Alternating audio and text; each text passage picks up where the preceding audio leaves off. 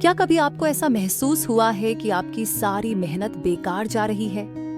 जैसे आप हर कदम पर ठोकर खा रहे हैं और आपकी प्रार्थनाओं का कोई जवाब नहीं मिल रहा। क्या आपको कभी लगा है कि आप अकेले हैं और आपके जीवन में कोई रास्ता नहीं बचा? ऐसे कठिन समय में जब हर ओर अंधकार छा जाता है, क्या आप अपने विश्वास को बनाए रख पाते हैं? क्या आपने सोचा है कि शायद यही वो समय है जब परमेश्वर आपकी आत्मा को परख रहे हैं, आपके विश्वास की ताकत को माप रहे हैं? आज का यह पल जब आप टूटने की कगार पर हैं, शायद वही पल है जब आपको परमेश्वर के दिव्य हाथों में खुद को समर्पित करने की आवश्यकता है। क्या आप इस चुनौती का सामना करने के लिए तैयार हैं? क्या आप अपने विश्वास को इतना मजबूत कर सकते हैं कि वह आपको इस अंधकार से बाहर निकाल सके? चलो इस बात की गहराई में उतरते हैं जिसे आपने छेड़ा है। अगर हम नीति वचन में जाकर देखें, जहां परमेश्वर के वचन में चींटियों का उल्लेख किया गया है, तो यह बात स्पष्ट हो जाती है कि ये सिर्फ छोटी सी प्राणी नहीं है, बल्कि इनसे हमें जरूरी बातें सीखनी चाहिए। जब हम अपने जीवन में आगे बढ़ते हैं, हमें अक्सर ऐसा महसूस होता है कि हम इनसिग्निफिकेंट हैं। हमारा अस्तित्व इस दुनिया में कोई खास मायने नहीं रखता। हम सोचते हैं कि हम छोटे से कस्बे में रहने वाले, एक छोटे से काम करने वाले, छोटी सी पृष्ठभूमि से आए हुए लोग हैं। हम में से कई लोगों को यही लगता है कि हमारे जीवन का महत्व बहुत कम है, और ऐसे में हम खुद से पूछते हैं कि हम कोई बड़ा प्रभाव कैसे डाल सकते हैं। लेकिन परमेश्वर की नजरों में छोटे या बड़े का कोई फर्क नहीं है। परमेश्वर की दृष्टि में हर इंसान उतना ही महत्वपूर्ण है जितना कोई और। नीति वचन 6 में चींटियों के कार्यों को देखने और उनसे सीखने की सलाह दी गई है। यह सोचने पर मजबूर करता है कि परमेश्वर ने चींटियों का उदाहरण क्यों दिया, किसी बड़े जानवर का क्यों नहीं। परमेश्वर की योजना में छोटा भी बड़ा हो सकता है।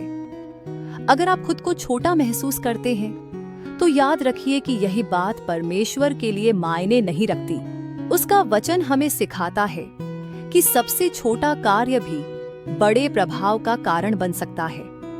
आप एक छोटे से गांव में रहने वाले व्यक्ति हो सकते हैं, लेकिन आपके जीवन का एक छोटा सा निर्णय भी किसी के जीवन को बदल सकता है। नीति वचन में चींटियों के कार्यों का उल्लेख किया गया है। चींटियां बिना किसी सुपरवाइजर के काम करती हैं। वे बिना किसी के देखने पर भी अपने कर्तव्य को निभाती हैं। इसका क्या अर्थ है? इसका मतलब है कि उनकी कार्यशैली में कोई मजबूरी नहीं होती, बल्कि एक अंदरूनी प्रेरणा होती है।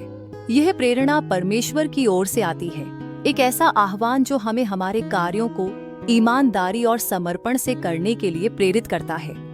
आज की युवा पीढ़ी जो अपनी जिंदगी में संघर्ष कर रही है, उन्हें चींटियों से यह सीखने की जरूरत है कि मेहनत और समर्पण किसी बाहरी ताकत के कारण नहीं, बल्कि अंदरूनी प्रेरणा से होता है।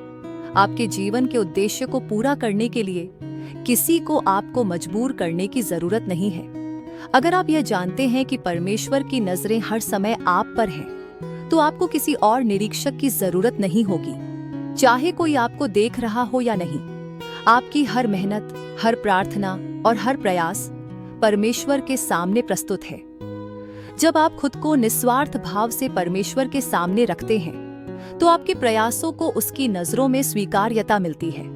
नीति वचन हमें यह भी सिखाते हैं कि चींटियां कभी हार नहीं मानती। उनके रास्ते में कितनी भी रुकावटें आ जाएं, वे हमेशा अपना रास्ता ढूंढ लेती हैं। युवा वर्ग को चाहिए कि वह इस बात को समझे और जीवन की कठिनाइयों से हताश न हो। चाहे परिस्थितियां कितनी भी कठिन क्यों न हो, हमेशा एक रास्ता होता है।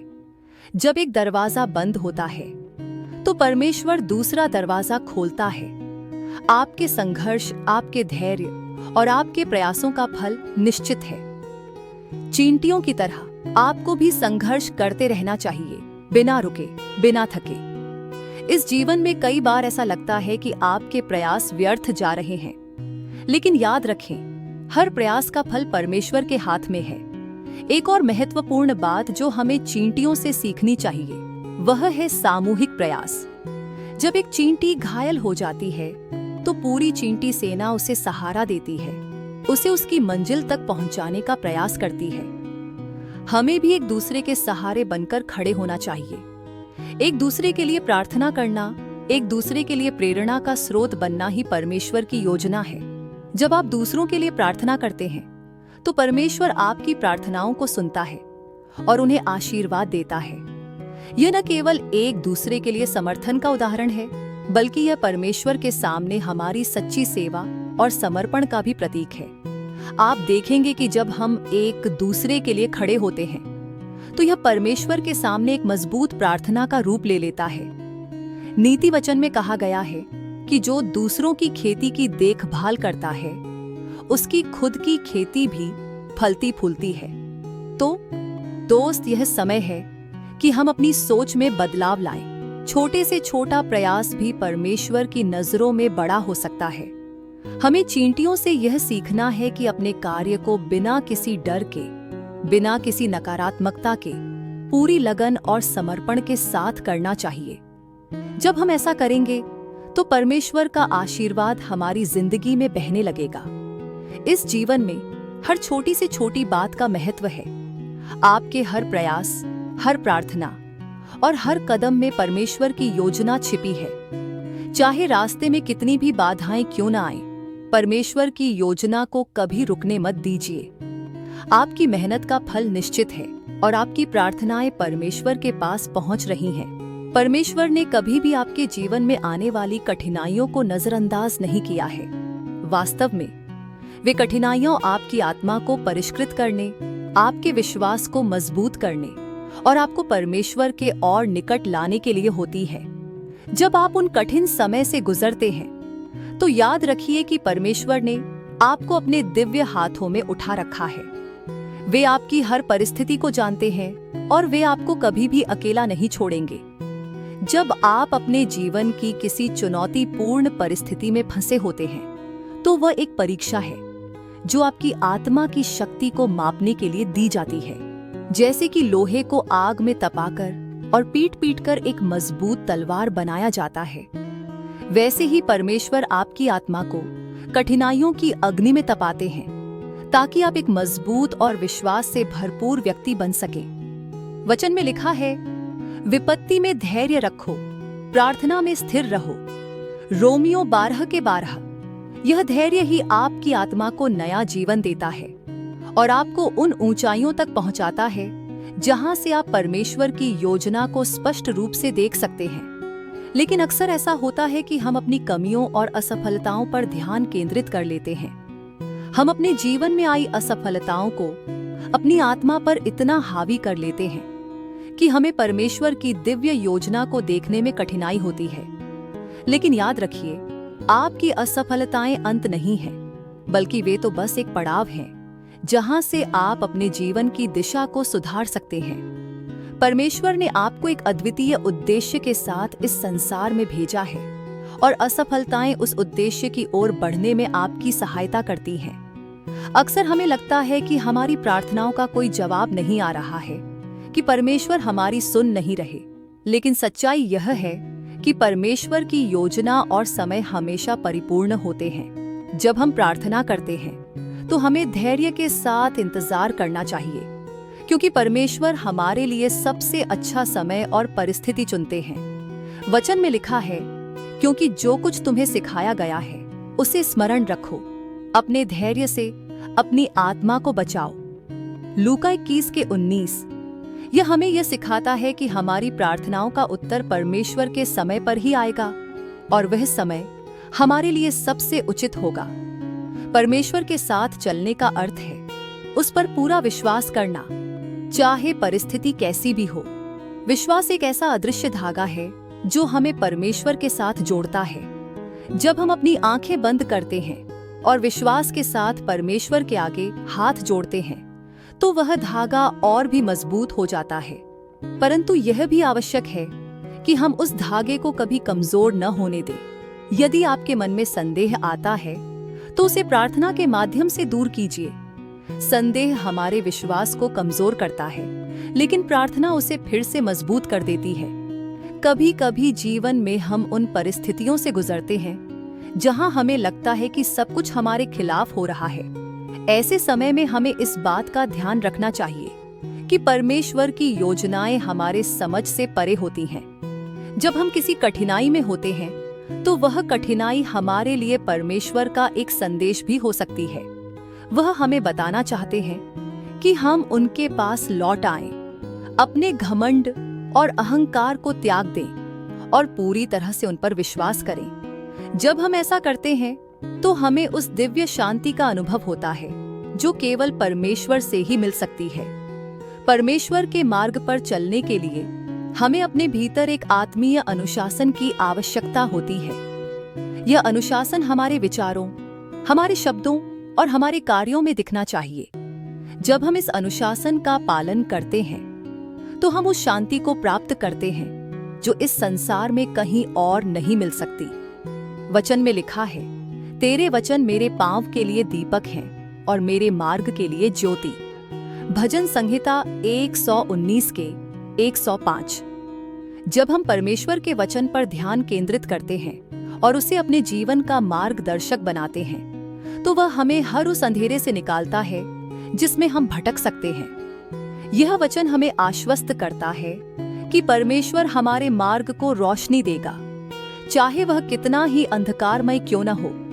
अंततः यह महत्वपूर्ण है कि हम अपने जीवन को परमेश्वर की इच्छानुसार ढालें। हमें अपने हर निर्णय में परमेश्वर की इच्छा को समझने का प्रयास करना चाहिए और जब हम ऐसा करते हैं तो हमारा जीवन सफल हो जाता है। वचन में कहा गया है, जब तुम परमेश्वर के निकट आते हो तो वह तुम्हारे निकट आता है। याकूब 4 के 8। जब हम अपने हृदय को परमेश्वर के आगे समर्पित कर देते हैं तो वह हमें अपनी अनंत प्रेम से भर देता है। यह प्रेम हमें उन सभी कठिनाइयों से पार दिलाता है जो हमारे जीवन में आती हैं। इसलिए आज ही अपने हृदय को परमेश्वर के आगे खोल दीजिए। अपने जीवन की हर परिस्थिति में उसे शामिल कीजिए। जब आप ऐसा करेंगे तो आपको वह शांति और सुख मिलेगा जो इस संसार में कहीं और नहीं मिल सकता।